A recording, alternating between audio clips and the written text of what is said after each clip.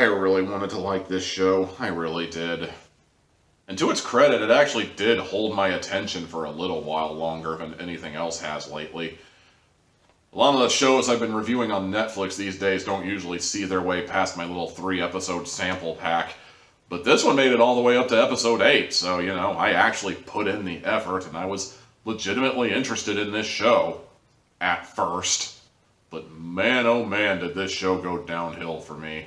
The show follows Fred and Dolores Allen, two monster hunters affiliated with an organization whose name I've forgotten immediately because I take terrible notes. I mean, it was like Persephone or Persepolis or Persifio or something like that.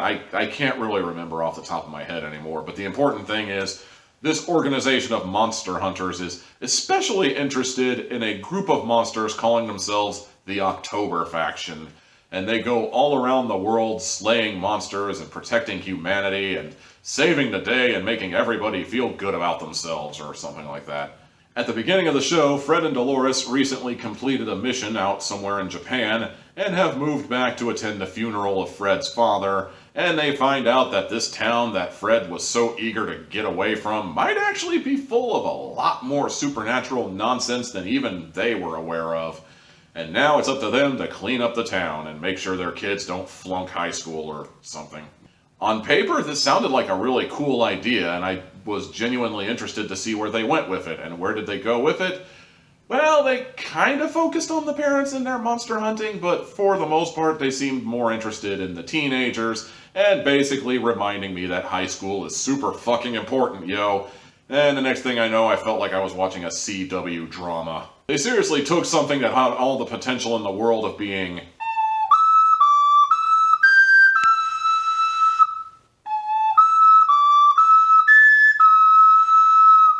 and immediately turned it into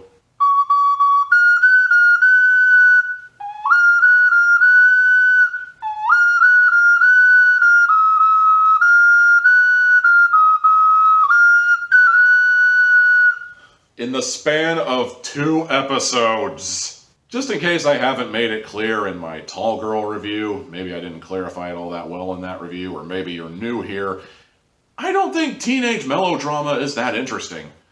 I don't think high school is all that interesting. Even when I was in high school, I couldn't wait to get out of high school because everything in high school, be it the homework, be it the clique mentality, be it just high school in general, felt so ungodly tedious and annoying. Even watching TV shows about high school doesn't fascinate me in the slightest, god damn it.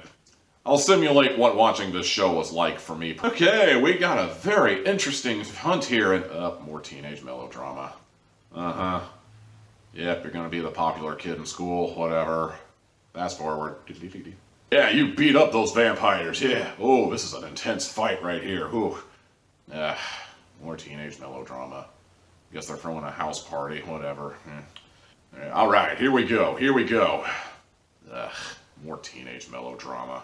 Ugh, more teenage melodrama. Oh hey, one of the kids is gay. Hooray for diversity, I guess, whatever. Can we just focus on the fucking warlock fight already? This is literally how it felt as I watched more and more of this show. Just, why can't we focus on the interesting bits? Why do we have to focus on this fucking tedious as hell high school melodrama? I mean, the only thing that was even remotely interesting about the kids in this show was that the girl was having premonitions and drawing pictures of like a bus crash, and the son was apparently able to see into the past and could tell that his teacher was the one being cheated on, like there was an affair going on between his wife and somebody. And it's like, I really felt like that could have been interesting, but for the most part, they just focused on this big coming out story, and I guess whatever, if you relate to it, fine, but I don't relate to it, and therefore it doesn't interest me.